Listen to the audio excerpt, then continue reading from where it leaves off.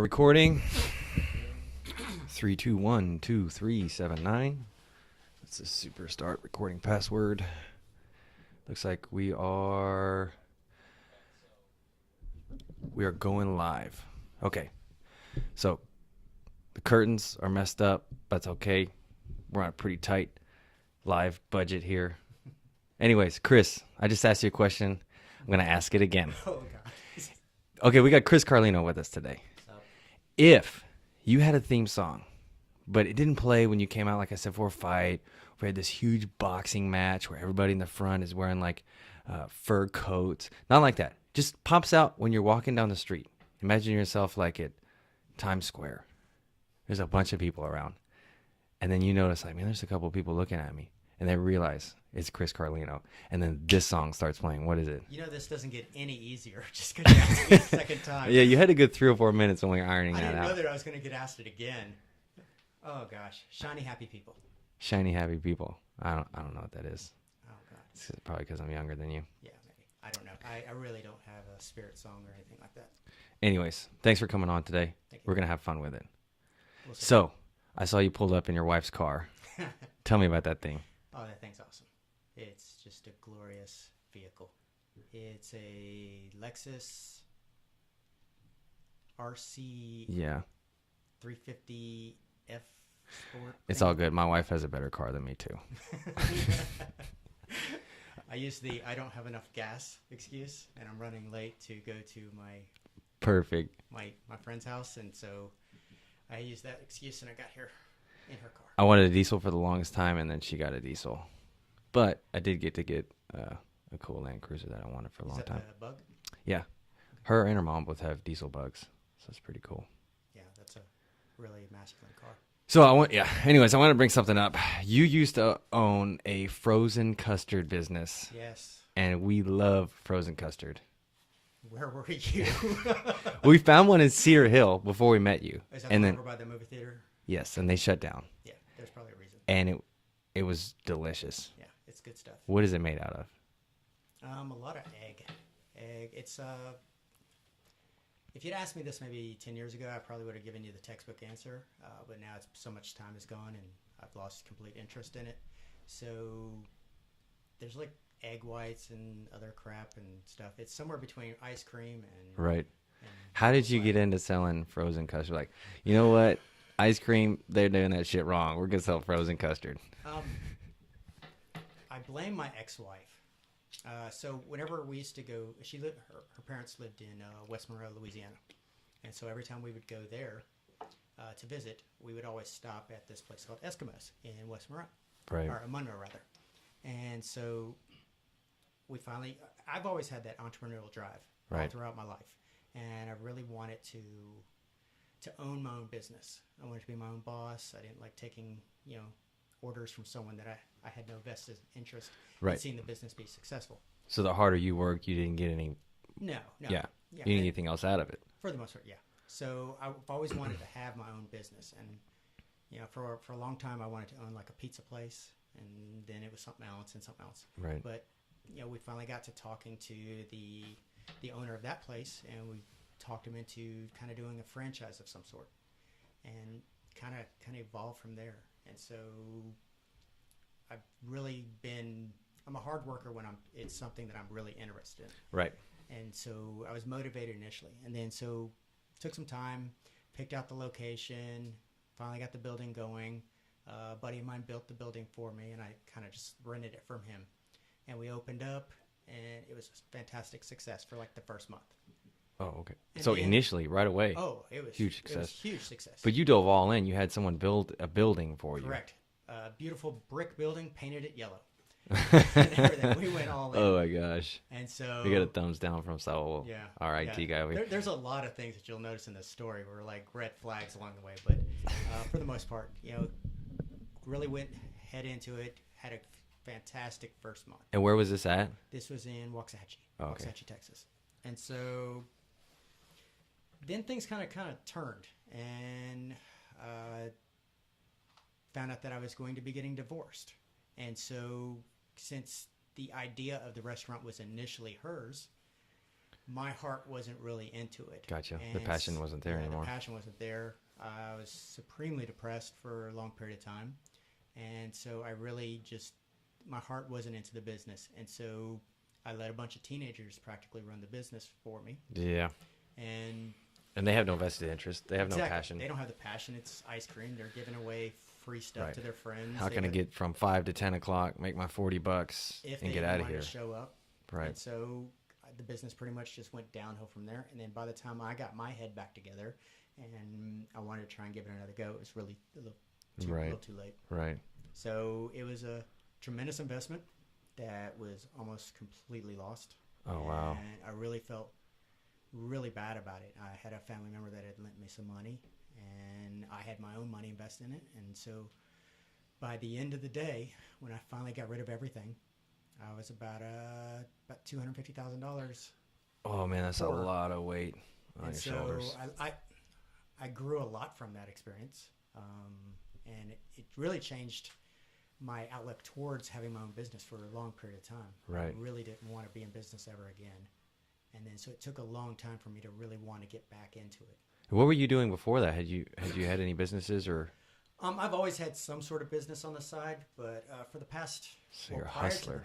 No, not a hustler, just searching for something. I have a question. You might have an answer for this. We'll go off topic quickly. You see that phrase all the time, hustler. And when I think of it, I'm like, that's a bad phrase, right? Like you're tricking somebody, you're hustling them. But I think nowadays people are referring to it as like you are hustling, like you are running quickly, like you are working hard. It can go both ways, yeah. But I viewed it when you said it initially as a negative. But yeah, I mean, I've always been trying to chase something that I could be passionate about.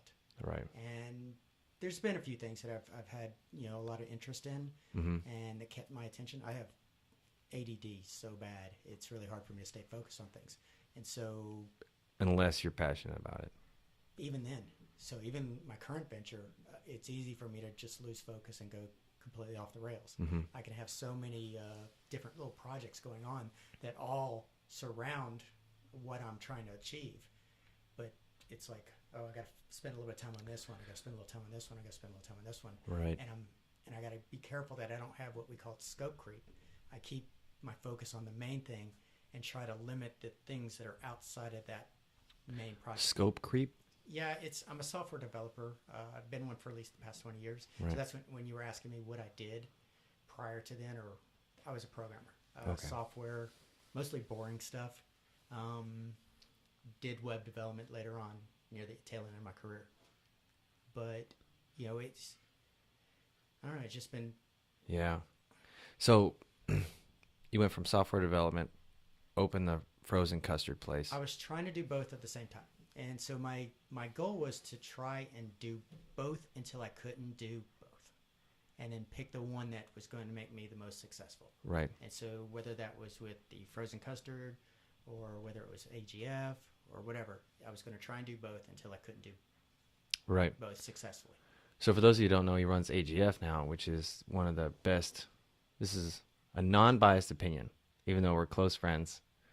And I have an academy that goes to your tournament all the time. It's one of my favorite tournaments that we've gone to, period. But anyways, we'll get back to that later on. That set aside, frozen custard, you said you feel like an entrepreneur. Like, what is it that drives you? Because I have a similar drive in me, whereas if I feel like if I have to, and this is not disrespecting anybody that goes to work 9 to 5, but if I go into an office or something 9 to 5, I feel like my head is going to explode. You can ask my wife. I had a job in an office one time for one day. I worked there for one day, and they called me, and they're like, don't come back. And they could totally read that I just did not want to be there, even though I was trying to force it. And so that my drive, I feel like it's flipped. Like I'm really motivated to be creative and do entrepreneurial things or build things in this fashion, and I want to have like vested interest in it. But on the flip side, if I try to go the other spectrum, I feel like I'm going to go crazy.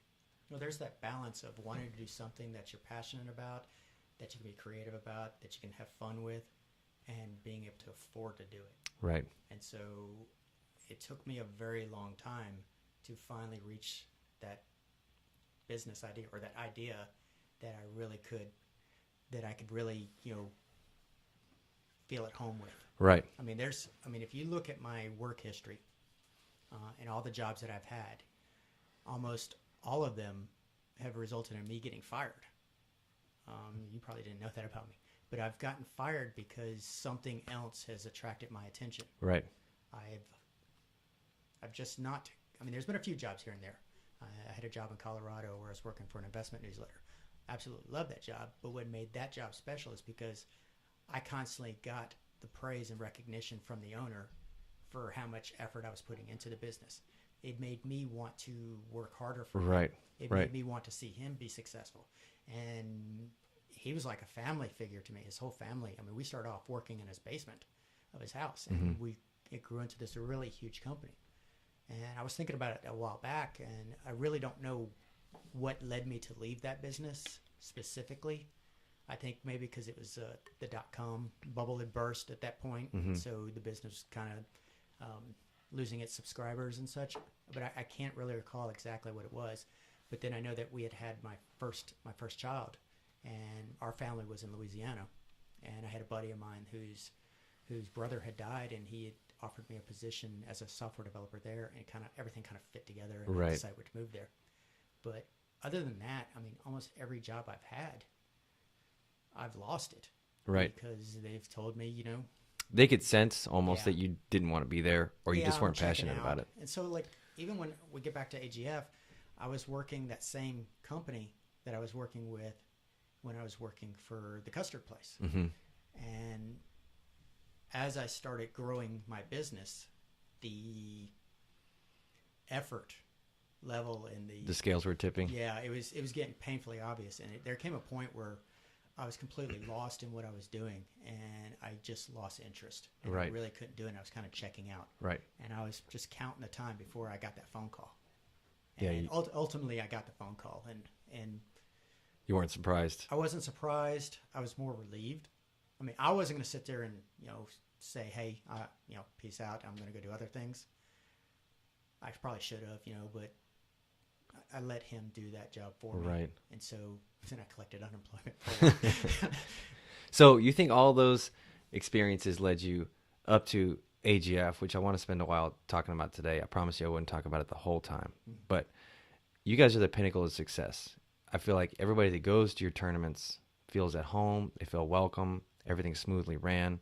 You think all of those experiences that you did before allowed you to learn what mistakes not to make, allowed you to learn, how to talk to people, how to treat people, all of that, because I feel like you're hitting a home run every single time with AGF. To some extent, I think a lot of it has to do with my work ethic, and a lot of it has to do with, what I would want from an experience. So you put yourself in their shoes. I try my best. And, and part of my drive as a business owner is I want to be the best at it. I know that it's going to be a really hard, difficult thing for me to do, but I genuinely want to deliver the perfect product or service. And so I'm constantly, as soon as I'm done with a tournament, I'm getting back on Facebook. I'm reading comments that aren't necessarily directed to me. Like, I've got close to 5,000 friends, or maybe even more than that, through my Facebook account. And I'm searching through all these people that I know that came to the tournament and searching their photos. I'm creeping. That's a little creepy, yeah. This is starting to sound good. This is live. This is live, yeah. Cut it. No, but I mean, I'm genuinely interested in hearing their experiences. And to be honest with you, it upsets me when I see someone getting, a negative emotion related to the product. Because you're doing your best to make it perfect. I'm really trying. I'm trying my hardest. And so I really want to. Saul's shaking his hand, maybe. Muscle manos. Yeah. No, I mean, I try my hardest to do everything better than the last time. Right. And so, I mean, there's so much on the plate that I want to elevate the entire tournament. Right. I want to make it better. And the downside of it is there's time. There's only so much time in the day that I can dedicate it to it without facing that scope creep that I was talking to you about. Right. I mean, I've got. So can we break that down real quick? Scope creep, you mean like you veer off like ADD or? ADD certainly doesn't help. So, like, just for example, for bracketing, when it comes to bracketing, a sane, logical person would shut themselves off in a room, turn off all their phones and devices and say, put the do not disturb sign on the back door. Or if you have a friend that knows you bracket on, Yeah. Can I say what day and time you do it every week? I know what day and time you do it. So I specifically send you messages just to mess with you and distract you. So getting back to what I'm saying, a sane person would just shut off all of, the external Devices, yeah. Stimuli. Yeah, stimuli. There we go. That's what a normal person would do. And they would just get it done. They could probably bracket in about an hour, maybe 2 hours. Right. I don't. My personal cell phone number is on the website. I'm constantly getting phone calls. I'm getting emails. I'm getting messages on Facebook. I'm getting all this stuff. I got you calling me, and it's like. And you're answering. And helping. Answer because I don't know. I just don't know what it is. Yeah, there has to be a balance there. I think that's a manifestation of how much you care about what you're doing. If you genuinely was just like, okay, this is a business, this is a 9-to-5 job, I'm in this to collect a paycheck. You didn't care about the people. You wouldn't answer the calls. You wouldn't reply to the emails, and you just shut everything off. You do the brackets. Okay, I'm done. Let's go eat lunch. But I think a lot of it is also driven by fear, because fear of missing that email of the angry customer, or that, and also fear that someone else can do it. I mean, it's not hard to start a tournament. Right. It's not. Anybody with mats can go sit there and say, hey, we're opening up a tournament and we're going to have it at our gym, and it can be run like an in-house tournament. Mm-hmm. Anybody can do that. And to be honest with you, most people, when you get started in the ground floor, you have volunteers. People are willing to want to help you because they want to be a part of something that could possibly be big. Right. And, you can make some money off of it. But if you don't reinvest into that business and you don't try to constantly make it be better and improve that experience for people, people are going to notice that and they're going to stop paying attention to it. And so part of of my drive is that fear that, you could start a tournament. Yeah. And you can follow my model on what I did. I mean, I didn't get here without looking at other tournaments to see how they ran. Oh, absolutely. I mean, I think there's 2 tournament circuits that really drove me to the point where we are. And, IBJJF, obviously. I mean, when you go to their large events, they're a world-class system. Their entire structure it's elegant, it's sophisticated, and it works really well. It's an excellent example of what I'd like to strive towards. And the other one was 5. 5 was... It was a little bit newer than 4. It was, yeah. So I can't let you get too serious, man. It's they had that professional look. Right. Everything was just kind of like an image. They had the commercials. They had the sponsored athletes. They had the media was really strong with it. Branded mats. They had the signage when you come in the door. Everything just looked professional. It just screamed. I remember we went to one of them and we went in and I was like, what is going on here? Like this is next level. Oh, it was great. And they did it in Fort Worth, or was it Dallas Fort Worth? It was this massive. It looked like where you'd have a rodeo or something. Yeah. Like it was huge. And it was like a way unnecessary amount of space for the amount of people they had. But even just going into a big venue like that, you're like, man, this place is like the real deal. Well, the venue, I mean, it's I forget who it was that told me this, but they said, you know what? If you can go to a tournament that you find is advertised at a high school gym versus an arena, which one are you going to think you're going to want to go to? You can go to the arena, right? I mean, the arena sounds like it's going to be a higher level professional event. And so, I mean, that's kind of what we're trying to approach this as. We want to be in the upper echelon of tournaments. But you're not jumping straight there. No, we can't. We've tried our best as far as jumping and doing. I mean, there's other tournaments out there that are all over the nation, and I can look at them and their numbers just aren't there. Right. I don't see how it could be profitable. I mean, anybody can go to a tournament. And host a tournament in a city, I can easily jump to California. Right. And I can have a tournament and maybe have 150 people. And maybe if things worked out and I might can break even, or I might can make a couple $100 here and there. Mm-hmm. And in my mind, that's justifying the fact that we can go to the city. But in reality, am I delivering a product to these people that they can be excited about us coming back for? Right. And with 150 people, under 200 people, and you got one guy in your division, or you had to jump up down in age and up a weight class. I mean, is that really an enjoyable experience for you? Yeah, I know what you mean. I don't want to just jump and hit all these different cities and just call ourselves a really big company. You want to grow organically instead of forcing it. And that's what we've done. So we've tried in the past to just jumping, leapfrogging, and hitting all these different cities, and we just really didn't turn out too well for us. And so we went back to what worked really well for us, and it was small leaps, building city by city, slowly expanding, and eventually. And how many cities are you guys in now? I honestly don't know. There's some cities that we don't go to anymore, just because the market's not there. I think we're in 10 states now,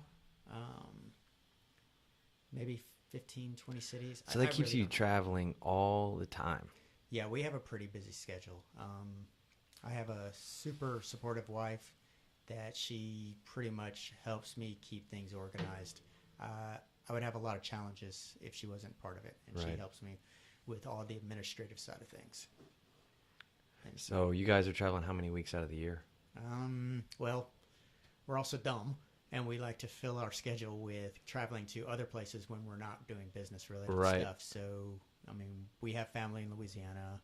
We also like to go just have personal time at like Shreveport. Yeah, it seems to be a hobby of yours is traveling. I feel like that's why you enjoy the job so much too, because No, I literally don't like traveling. I am a homebody, dude. Well, if you travel outside of when you have to, I feel that it is a little bit of a hobby. And the fact that you've hit me up for a vacation like 6 times in the past 2 years seems to be a little bit of a hobby too. Maybe I do. Yeah. There's a bus coming by and I'm throwing you under it right now. Yeah. No, I like it and I don't like it. I really just like being at home and having. I think day to day you're definitely a homebody. Yeah. For sure. Well, I mean, the thing about it, and it's kind of sad too, is we went on a cruise on a vacation. We had a bunch of our friends go with us. Yeah, you weren't invited, but I was invited. I turned you down. That was number 3 out of 6, I think. Yeah, I don't seem to recall that conversation. I think we had something going on. Oh, they're telling me I'm not speaking into my microphone. Whoa, that's a nice voice. Anyways, so we had a bunch of friends go with us. They were all people that we met through AGF. And that was pretty cool. But the thing about it that made things difficult, other than me getting strep throat on the cruise, was I couldn't wait to get home to work. Oh. And I think that's part of my problem is I enjoy the working so much because I'm passionate about it. Right. There's so much in my mind that I have to do. Right.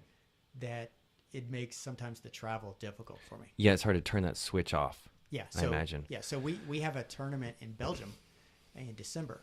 And this is your first international tournament. And so we were supposed to, and that's on December 2nd. And on December 9th, we had scheduled Atlanta because we're trying to grow Atlanta. But the problem that we ran across is I knew. Hold on, we got some technical difficulties. That's all right, you guys. What's going on? So is the camera switching on the live feed? Okay, so cool. Looks like we have 3.2 viewers. Yep, this is the most we've ever had. So we pretty much realized that, you know what, I'm just not going to be able to pull it off with, having those people, running a tournament, a week after when I'm coming back on a Wednesday. I don't want to bracket in Belgium. I want to be able to enjoy myself. So we had to cancel that. So that's a market that we're kind of abandoning at the moment because we can't really deliver a good product there. Right. Gotcha. So. Well, that sucks. So back to the cruise. Okay. I actually didn't go with you because I'm terrified of boats. Is that your real reason? That's not really. Whoa. Oh. Your mic sounds way better now. Okay. So you're a magician. Anyways. Spirit fingers. I would have totally gone had we been free. I think we got something going on. My wife's over here. I don't remember what we were doing. Or I just didn't want to go with you. But it was something like that. It doesn't matter. It wouldn't have changed anything. I mean, I feel like we should start the podcast though. Your voice is so much better now. Normal people would start testing things, at least 3 or 4 hours before the podcast. Not we these were guys. Scrambling. When Chris got here, we were scrambling to get everything done. But it was a busy day today, and we stayed up a little too late last night having fun with friends. And you were invited to that. You didn't show I had up as well. So many other things I'd rather do. But anyways, back to the cruise. Not really that afraid, just like level 4 out of 10 afraid to get on the cruise ships. But did you hear about the cruise ships that were stuck out during the hurricanes? Recently? Yeah. So no, I know that there had to have been some sort of issues with them being able to port. Right. So if you think about it, there's cruise ships out when those hurricanes hit. So I think it was like 4-day cruises that ended up being 8-day cruises and they had to stay on the boat out because they couldn't port. I think I'd be ready to get off that boat. Yeah, I but mean, you don't have anywhere to go. You don't. And that's what your fear is? Yeah, I feel stuck. No, it's definitely on my bucket list. We're gonna do it here pretty soon, but it's feels stuck. Yeah, I was thinking about that. I just don't think that I could do that. For 8 days. After about 4 days, I'm like, okay, it's time to get home. So is the food good? The food is experience good. The food's good. I mean, but if you've been to like a resort at like Mexico or something like that, it's on the same level. Gotcha. I mean, there's nothing really super special. It's not like, for some reason I thought at cruises everyone had lobster every meal and stuff like that. Yeah, that's what I thought too. I think you can, but it just costs you like $60 extra. Oh, okay. So there's a bunch of add-ons that they can do for you. Did you go to the front of the ship and do like the Titanic? You can't actually get to the front of the ship. Oh, they gated off? And then they have the little plexiglass windows. Oh, in the way. Man. Yeah. That sucks. It was a disappointment. They're afraid of jumpers? I guess. I wonder how many jumpers they have a year. I don't know, but you can actually go lower in the boat and jump off if you really feel so inclined. You just can't jump in the front. I guess they don't want the boat to hit you. That we don't want to risk messing up the propellers. Yeah. I was watching a video the other day because I get on Facebook and I scroll through the videos and then I get in trouble because I wasted an hour of my time. No, I have no idea what that's about. Apparently, so many people jump off the Golden Gate Bridge in San Francisco, right? Yeah. Every year. So there was a guy, he was doing a video and he had survived it. I don't know if you've seen that bridge, but that is a hell of a jump to survive. How many feet is that? At least 7, maybe 8 feet. I guarantee it's at least 10 feet. So look that up, man. Look it up. Yeah, he had survived it. I also saw another video which was posted by Starbucks. I think Starbucks posted it, and it was a man. He looked to be in his 30s or 40s. 220 feet. 220 feet. 22 stories onto water. What did they say? I don't know. So I wasn't wrong when I said at least 10 feet. Yeah. They say after so many feet, it's like hitting concrete. But anyways, this guy, he's in his 30s or 40s. He's doing an interview, and he talks about how when he was a kid, he was 13 years old. They were getting in trouble, robbing people and stuff, and he was never afraid to do anything, rob a place or whatever, at 13 years old. So he was with his crew. This lady's getting in her car. They go to rob her, and she panics and screams or something, and he panics and shoots her in the face. And when he shoots her, this is the guy that jumped? This is the guy that is in the video. Yeah, this is the guy. There's a Starbucks posted video. This is the guy that's in the video. He panics, shoots her in the face. But she's also in the video talking. So obviously she survived. She talks about how the bullet went through her mouth and blew out. It ran down her jawline and blew out all her teeth. But when you see her, she looked fine in the video. I didn't really notice a scar. But anyways, he's 13 years old. He goes to court. They try him as an adult, and he gets life in prison. So I'm like, man, this video is really sad, I'm like, when you look at a video, you're like, how much longer does it have? Is it going to get better? I always do that, by the way. I always look to see, because I think I start my ADD kicks in about third in the video, and I'm like, and that's the worst when someone's like, hey, let me show you this video, and you don't want them to let you see the cursor go down. You're like, oh my gosh, 8 minutes? Yeah. I could do so much of my life in 8 minutes instead of watch your stupid video. Yeah. Or me talking about a video for 8 minutes. But anyways, he ends up calling her. He gets a phone calls so he calls her. You have a collect call from so-and-so. Yeah. She takes the call. He says he's sorry. I hope you guys are having wonderful holidays. It's Christmas time. He goes, I'd like to write you if that's okay. He's still, 13, 14, 15 years old at the time. So she says, okay. So he starts writing her back and forth, and they become friends. How old was she again? She was a grown woman. Okay. I think she was, in the video, she didn't look that old, so she might have been, late teens, early 20s when it actually happened. But they kind of made up. He apologized. She forgave him. They became pen pals, and it seemed like she became like a motherly type figure for him. But some lawyer saw the case so many years later. Like I said, he's in his 30s or 40s, so 20, 30 years later. And they're like, you can't try 13-year-olds an adult. They thought it was unconstitutional. So he took it to court. They found it was unconstitutional, and they brought him out. And then they're talking about how he doesn't know how to do anything. He went into prison as a 13-year-old boy. Oh, yeah. And even though he shot this lady in the face, I mean, that's a gray area that I wouldn't want to be on a jury, right? But he doesn't know how to drive. He doesn't know how to use a cell phone. Like he went in, I think, before cell phones were even around. He didn't know how to do any of this text messaging. He didn't know what any of that was. Right. He's never had to, pay an electric bill. He's never had to take the trash out. So ironically, she's the one that starts teaching him how to do all of this. That's interesting. Yeah. You're not interested at all. At all. I was hoping they'd get married or something. This is one thing I was concerned. I was like, I'm going to invite Carlino. I was like, I know when I start talking about stuff that's I feel like is interesting, he's going to be like, And then right when I'm done, he's going to look at me like I'm stupid. And then there's going to be a pause. And then I have to come up with some material to talk about because he's not going to have anything. And usually make fun of me in here, so feel free to throw your jokes in. But nope, I'm going to be good today. But back to AGF. Okay. Okay, one more time on that. It's an awesome tournament. Thank you. So if this gets shared, I wanted to promote it. If you guys do jiu-jitsu, check it out. If you guys don't know what jiu-jitsu is, which I don't have many friends that don't, but there may be a few people that watch it, and I guess most of your friends do jiu-jitsu. Yeah, I was actually, because I have 2 Facebook accounts. Don't tell anyone.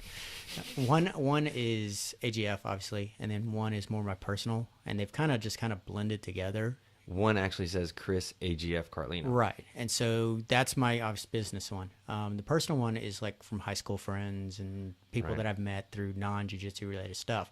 But slowly but surely, I've migrated people sending me friend requests over there to the point now where I'm getting the same type of news stories on the feed from both. So yeah. it's difficult for me to keep up with my non-jiu-jitsu friends to the point where I don't even know who my non-jiu-jitsu friends are anymore. I completely understand that. I mean, I have some, but it's like, because Sherry will sit there and say, hey, did you see so-and-so posted it? I'm like, I don't even see you in my newsfeed. It's like... Yeah, I was talking to Lucia about that, my wife, and I was like, she's like, did you see I posted this? Did you see I posted that? I was like, I don't know why. And I promise I didn't hide you or anything. You unfollowed her. Blocked. Your stuff is not popping up on my feed. So... Yeah. I felt like a jerk. Yeah, you should. That that is a hobby of yours too, right? Yes. Making people feel bad about themselves. Yes, I feel it helps. It seems like a helps genuine lift me up. That's like when you watch Jerry Springer, like those people are horrible. I'm such a good person. But I've seen you do it to people that you met like within a minute. You're like, hey, what's going on? I feel Chris. like I'm a very good judge of people's character. Yeah, like welcome to our jiu-jitsu class. Why the hell are you wearing those shorts? Yes. That doesn't fit in. I want them to feel welcome and at home. And then I pull a lot of them aside. I'm like, hey, look, he's a nice guy. He just gets uncomfortable, so he turns into a jerk. That's like his nervous tick. Yeah, but you don't usually use the word jerk. Yeah, I wanted to. Yeah, I usually he's our local asshole. Yes. Yeah. I do it out of love. Well, sometimes. Lucia and I have talked about that many times. Oh, what's that? Usually the saying is, that's just how Chris is. That's just how he is. Well, Sherry usually says, Chris, people don't get your humor. Yeah. You know? Well, I remember when we first met, you didn't really use it that much. No, right away. I tend to kind of save it for people that I'm friends with. And so, I mean, I have obviously I like to joke a lot. I'm probably serious maybe 10% of the time of the day. That's accurate. For the most part, I try to laugh. I want to enjoy life. I want people around me to laugh. I wish I had the guts to do stand-up, but I'd be that guy up there. Wow. Like, I've never gone up there with my own. I've never told someone a joke that I made up. I think you would be like a good Mitch Hedberg style stand-up, like just one or two liners. No clue. Anyways, getting back to what I was saying. That's perfect. There we go. Exactly. So I've always wanted to try stand-up, but I'm scared to death of public speaking. I mean, I was stressed out about being on this. Well, you've opened up even since the beginning. No, I mean, I'm all sweating and hot and stuff. It is a little warm in here. No, but I mean, I'd love to try to do it, but I've never written a joke before. I've never tried to deliver a joke in a way that's trying to solicit laughs from an audience. Right. Like, you could tell me a joke and I could repeat it to you, and between you and I, we can laugh about it. But it's a lot of pressure. You go up on stage and these people are like, you better make me laugh. Yeah, but I paid money. Yeah, so part of me would love to try it, but I know I would suck at it so bad, at least for the first year, two, whatever. I guess that's part of it, though, right? Yeah, and I just don't know if my sense of humor would translate to an audience, because most of what I do is just quick wit. I just think of something. So like you say something, and I have banter that comes back. So you would do well with hecklers. Man, or I might cry. One of the two. Oh my God.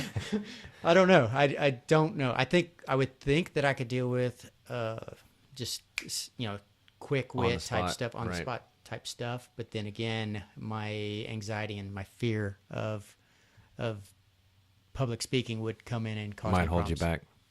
Yeah. So, but it is something that, I guess in a dream world, I'd like to try, So, I mean, and hopefully if you not could suck start at- just in front of a few people and build up, that would be great. I think now is an awesome time to throw a joke out there. I don't. Yeah. On the spot. Remember, you said you can't plan it out. It's on the All right, spot. All right. Hey, Chris, your head is shaped square and you have eagle eyes. That's your heckler. Someone just heckled you. You're so stupid. I don't know, first when I saw your eyes, I was like, I feel like he's looking into my soul. Laylock suck. What'd you say? You laylock suck. Oh, you Saul didn't says say that leg the other lock suck. day. Hey, You were limping. Jiu-jitsu banter here. Anyways. moving on. What does So, banter mean? People Hang on, use hang on. that. I've got a question, and this has kind of been bugging me. What exactly is it you're trying to accomplish with this podcast? Oh, okay, this is your one question that you prepared. Yes, thought- I had notes written down. So here's my genuine idea. Okay. In the past year or so, I started listening to podcasts while driving. Actually, the first time I really started listening to podcasts was when I followed you out to Louisiana one time to Oh, train. when and we did go- the training? Yeah, I listened to it there and all the way back. And I was like, man, it's so much better than listening to the radio, the same songs over and over. And then you feel like you're in a conversation with someone. So I thought it was cool, and that started to develop. And then about 6 months before that, I had published a book on Amazon. I had a bunch of ideas, and it was a spiritual book, right? I had a bunch of ideas I wanted to share. I wanted to get it out there. I feel like I just repeat myself to my friends over and over, which is happening now, Yeah. right? But I had all these ideas and opinions, right? A cure for your opinion, all these ideas, opinions, and points of view that I wanted to share. And I thought, you know what, I'll write another book and make it, the last one I wrote was a fiction. I'll make it a nonfiction, this or that. And I was like, nobody reads nowadays. And books were popular back when we didn't have Facebook, we didn't have YouTube, we didn't have all of this stuff. If you had, you knew I wrote a book. Did you read it? Exactly. I did. wrote a book. Actually, hang on. I did read. I think you get the first 10 pages free or something like that. It was $5, Chris. It was $5. I made it $5 just so people wouldn't think it was horrible. I just charged a little bit so they thought it had some value to it. No, I read like the first few pages, and I'm like, It wouldn't resonate with you. it just didn't. Yeah. I'm sorry. It was a select few. But here's the idea. With this, I can get my ideas out. I can express myself. I can have a hobby. I really enjoy what we're doing now. I feel like I'm pretty good at it. No, I thought you did a really good job. I mean, I was listening to your first podcast with Rex last Yeah. last week? Last week, And- last Sunday. Yeah, and I was really pleasantly surprised at how you did not screw it up. Well, he made it really easy. He's Yeah. good. Yeah. And he does his own podcast. I think he has like a Christian podcast he does with a buddy from out of state or something. So Yeah, so when I knew that I was going to be in the podcast, the running joke was, it's like, can we have Rex on call? So Right. so he did such a fantastic job. Well, we're calling it a podcast, but we're not actually streaming on any podcast. This is a YouTube channel / Facebook Live right now. These are all just I picked So you. we really just to- don't know what we're Yeah, doing. I picked you just in case I messed up. I was like, it's just Carlino. It's a throwaway. If I have like a real guest Hey, on, did we hit 4 people yet watching? so we're still at 3.2. We have some questions on there. Oh, do we have questions? Yeah, maybe we Some- can get to those in a minute. Just pick the most important people on there. Ignore all the other ones. Even the questions I asked about myself. Oh no, you're typing stuff on there. But to answer your question, I feel like it's a way to get what I'm feeling, more so than even thinking, out to the world. I'm gonna get soft on you here, and I know it's gonna lose you because I understand how your mind works. Even though I love you to death. I'm outside going to of be that. judging you every Yep. time, the entire way. I feel like a huge purpose I have in life is to bring people together. Is to find a common denominator. Right? Here we go. He's making a kumbaya, swinging his arms. And this gives me a channel in which to do that. Okay. No pun intended. The channel name is A Cure for Your Opinion.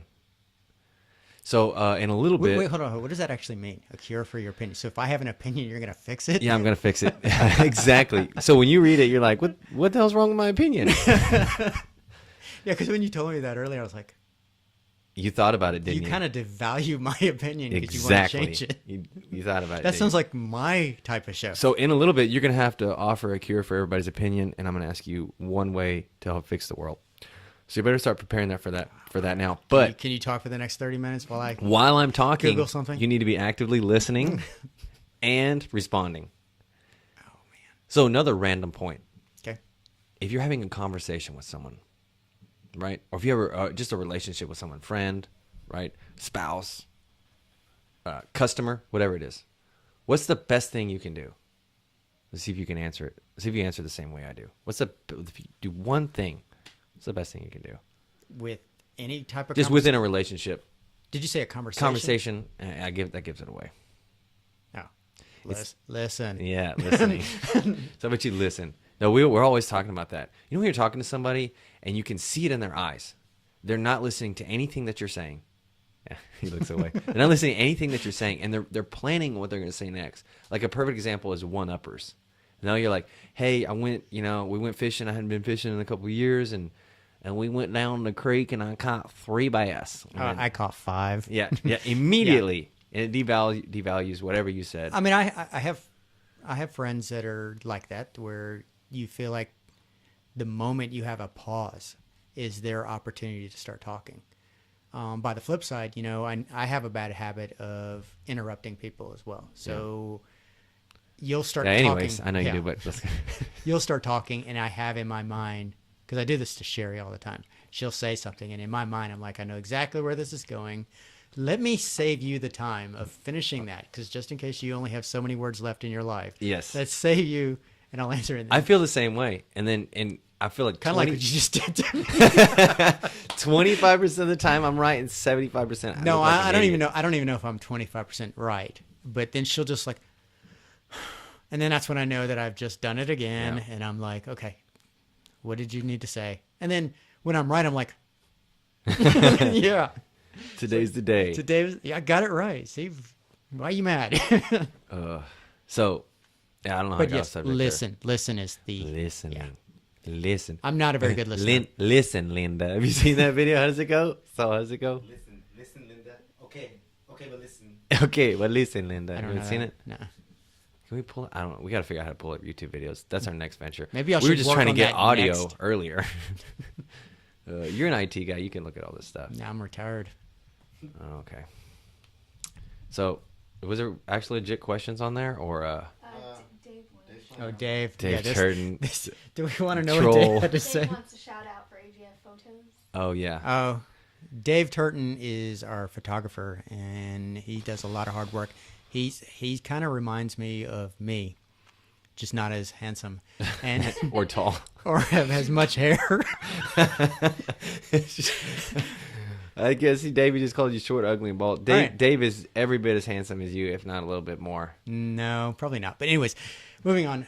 He's a hard worker. He's a perfectionist, and he's one of those people that I value as a friend. And he wants to see me successful and wants to see the business successful. And and I'm super appreciative of that. And He's an amazing artist. he's a very talented Outside artist. of photography, which is top notch, he can put something. It blows my mind.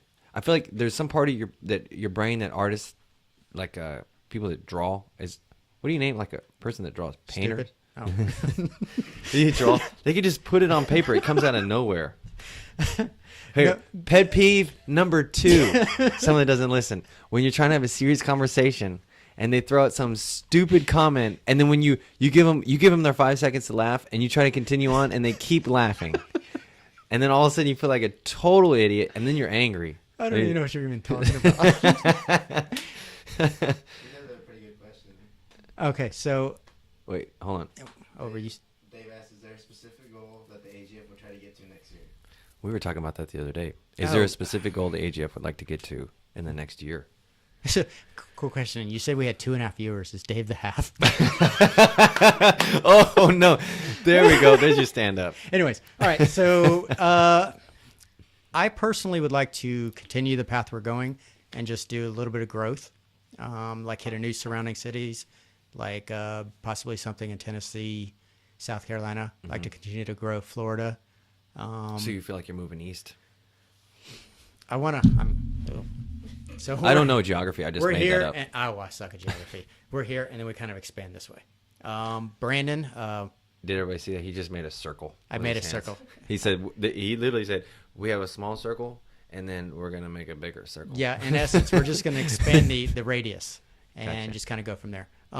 Brandon wants to hit California, wants to hit the bigger markets. He thinks it's time, Right. and I'm always guarded. I don't like to fail. I don't like to. I mean, I'm a risk taker, obviously, but I'd like Minimize the risk. Yeah, I definitely want to minimize the risk, and I don't want to lose money if it's not necessary, because that's money that I can put back into the business. And so, but yeah, I mean, there's goals, obviously. We're gonna I talked about it briefly. Belgium in December 2nd, and to be honest with you, I'm super nervous about that tournament. Oh, I imagine. There's a lot of things that I don't know how to do over there. Right. And so I handle stress differently than most people. Most people will just get there and just kind of wing it and just be stressed while they're there. Instead, I stress about it from the day we announced we were going to do it as a possibility to up till about a week. And then at that point, I sit there and I say, you know what? You're committed. It's too late now. I can't back out now. But going back a little bit further back, when I was going through my depression through my divorce. Right after the frozen yogurt venture. Yeah. So I was having a lot of Ice cream man. Yeah. So I had a lot Ice of cream things. man. See, it sucks when you're trying to have a serious conversation. I don't want to lose my train of thought. Okay. 'Cause Okay. this is Go actually ahead. kind of valuable. It's valuable for me because it helps me when I'm super stressed. And I constantly tell other people this, even though it's really difficult to do. But this person told me that, focus on the things that you can do something about. I can sit here and worry about all these what ifs and what if this fails? What if this doesn't work? What if this does happen? What if this doesn't? And I have no control over it whatsoever. And so I'm spending all this time worrying about things that I really don't need to be focusing on, because it's affecting my life. It's affecting my health. It's affecting my relationship with other people. You're wasting valuable energy. Yeah. So worry about things I can do something about. It's quite simple. and Or it's- not even worry about them. Just do something about them. Yeah. Well, I mean, Or focus on it. I guess. focus on the things that you can do something about. And it's sometimes it's easier said than done. But, when you tell someone that, it makes complete 100% sense. Right. And so it helped me get through, a lot of the stressful things in my life. And so, I mean, for the most part, I used to, like when it comes to competing, I used to sit there and have all these scenarios of, Yeah. If he does this, I'll do that. and so this it would never happen before. By the time the actual tournament came around, I was fine because I spent probably a week of not being able to sleep because I'm constantly thinking about, all right, this is how I'm going to do this, is how I'm going to do that. Oh, what if he does this? And I've gone through my entire gauntlet of possible scenarios of what I'm going to do in each possible scenario. So, and be stressed and have all this anxiety and, have ulcers and all that crap. And then finally, when it comes to competition time, I'm, cool as a cucumber. Right. Now I've gotten better with that. I still get, a little bit of anxiety about it. And, mostly it's just me wanting to perform well, and I don't want to go out there and just suck. Right. But I'm, I've gotten a lot better at least trying to listen to my own advice. Yeah, it seems like the same anxiety of public speaking. You're just like, I get the same stuff. I get it more in competing in jiu-jitsu than I do in public speaking. I guess because I've done a lot more public speaking than competing in jiu-jitsu. But it's that what if. Like, you have no control over the future. It's called the anxiety gap. Mm-hmm. You have right now, if some bad guy jumps in the room right now, you can address the situation. Right? Bad guy, air quotes. But in the future, to some point, there's nothing you can do about it. Absolutely nothing. Yeah. So you can prepare to an extent, but even then, you can't address the problem until you're actually in it. And that's what creates anxiety. It's that gap between now and some future event, whether you know it's going to happen or not. Maybe even the fear that it might even happen. Something that you're afraid of. Like preppers. What do you think about preppers? I'm a hoarder by nature. Just I think preppers are pretty freaking cool. I think I mean, whenever I used to play video games online, I would just collect so much crap in my inventory and just have it. And so the idea of prepping has been kind of in my mantra or whatever. I like having tons of stuff, supplies and stuff like that. Even with AGF, I mean, I probably got about enough mat tape to last us a full year. We have wristbands that goes on for days, and I just love being prepared for stuff. Right. And so I'm talking about prepping for the end of the world, though. I get that. I'm prepping for a tournament, but you know what? That might be commodity right there. Having the wristbands and tape. I might need that. Just in case someone needs to throw up a quick tournament. There we go. I might need to tape the walls to keep the zombies from coming. No, they had a show about it for a while, right? And then you see, it's almost like I like buying guy stuff online, guns and tactical type gear and stuff here and there. And I see a common theme within that, like, they have all these water storage and dried food and all this. And there's this, and with all the zombie movies coming out, there's this like underlying current that the end of the world is coming, or the apocalypse. I mean, not say end of the world, but end of humanity. Or that's been for years. So I mean, right. But within that idea, there's people that feel like they need to hoard everything, absolutely everything. Where do you think they should draw the line on that? Where would you draw? I think there's a certain point where logic needs to kick in, and you're like, maybe this really isn't a reality. Maybe you should stop at having a plan and not actually executing right certain point. That's a really stupid question. Well, I wanted to get into it because I always want to have this conversation. Prepping? Secretly, I am. No, but I will like say 800 pounds of rice under the ground right now. Yeah, I will say this, that I've had that conversation with friends. Like if, the zombies attack, depending on the type of zombies, if they're like, if they're walkers, we're going to go here. If they're like... yeah, we've had that conversation. Have we? One of the very first times we hung out, you took me out of the way. Oh, and yeah, you go, yeah. Hey, there's this water treatment plant. Hey, silence. There's this water treatment plant in Waxahachie with a high fence and some big walls. The thing was super awesome. It's got fields for pasture. And plenty of water. Yeah. Anyways, so if they're if they're Walking Dead type ones, then obviously I would go there. They're not going to break in anytime soon. I know where to get backhoes, and I could dig a trench, fill it with spikes and all this other stuff. So I've thought this out just a little. If they're World War Z zombies, the runners. Yeah, you're done. I'm probably screwed, but where I want to go is different. It's a different type of place where hopefully they don't swim, and and go from there. Right. Cool zombie answer a zombie question. I don't know. I'm getting tired. I think I'm going to cut you off, Chris. There we go. But before we stop, I do have a question for you. If you could do one thing to help the world, what would it be? I want a serious answer too, not a Carlino answer. Oh, jeez. What's one change? Wouldn't it be a Carlino answer? What's one change? One change. For one person or for everyone? It's your answer. What one thing would I change to make the world a better place? Mm-hmm.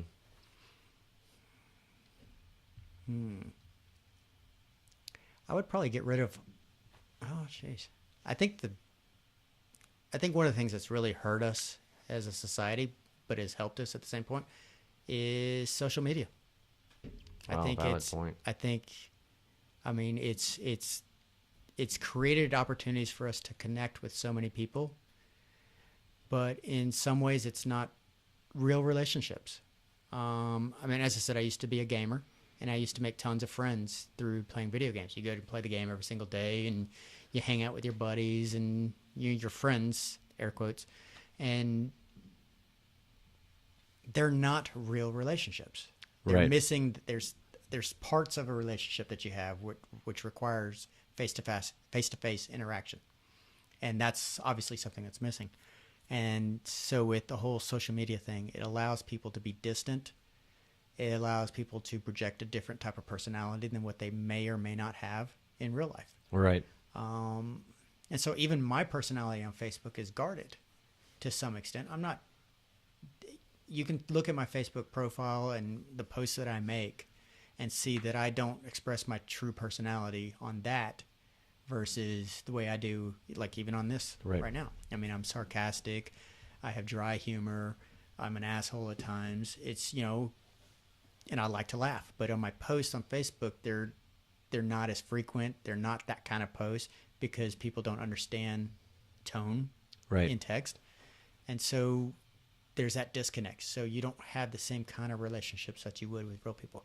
And by the same token, it allows people to be rude, disrespectful, and real assholes. Not funny, type assholes. Rude, mean, and hateful. And because there's that disconnect. There's no punishment. You can type in, say, hey, you look ugly in this video, blah, blah, blah, blah, blah, and really crush somebody. Mm-hmm. But if you were looking face to face, you would never say that to them. Oh, absolutely not. I mean, there's things that I'll say to you because we're friends. Mm-hmm. And I can be mean to you. Right. I can sit there and be flat out mean, and then we'll laugh about it because you know that I'm saying it in a certain way that's out of love. But these comments, you're right, they're not out of love. No, and so Facebook's been great for me as a business owner. It's a great way for me to reach and connect to people that are customers and supporters and friends. It's also allowed me the opportunities to travel and meet a lot of these people. I mean, I'm very approachable. I suck at names, but I'm very good at recognizing faces and such. And so when people come to me like, "Hey, Chris," and I'm like, "You," yeah, hey, it's you. It's like I don't mean it in a negative way. I mean, I recognize you. You can only remember so many. The way I joke with my friends, or my son Ethan was telling me that he's like, "Do you remember that time that we went here and we ate this and you were wearing that?" I'm like, in order for me to remember that, I've got to delete another memory. You can only hold so much. There's only so much, and that's why I suck at jiu-jitsu. Is because I need to learn an armbar from guard. Okay, this is the first time you spoke. Delete it. Like, I don't need that memory. I'm exactly. Like, I have only so much, and as I'm getting older, I'm remembering less and less and less. So it's like it's eroding. So, but I mean, getting back to it, it's like I don't remember names very well. I'm very bad about that, but I do remember faces. But the cool part about this whole social media thing is it's allowed me to sit there and make connections and then reaffirm those relationships by actually meeting people. Right. So that's a positive. That's a positive aspect of it. The negative is all the hate and disconnect that it creates and that false sense of friendship and such. And so I think that it's a blessing and a curse at the same time. Dude, awesome answer. Was it better than Rex's? Rex told everybody to read a book that I really liked. Was it yours? I don't know, man. Those are pretty close. It wasn't my book. No, I even asked him. Did he read it? Yeah, he didn't read all of it. No, I was like, it probably sucked. It probably sucked. My wife didn't read all of it either. You didn't even read it? I think one person read the whole thing, and it was my wife's high school ex-boyfriend. Yeah, literally. My wife's high school sweetheart's mother. She's an absolute sweetie, right? But she read it, left me a good review, and sent me a message that said, "Hey, great job, awesome book." Only person. Yeah, she's probably like, you can write better than him. She's like, Tommy, head back down to Texas. This guy doesn't have a chance. It's go get him. You should go for get her. Awesome answer, dude. Oh, thank you. Thanks for coming on today. Do you have anything else you want to say before we close it down? Nope, I'm good.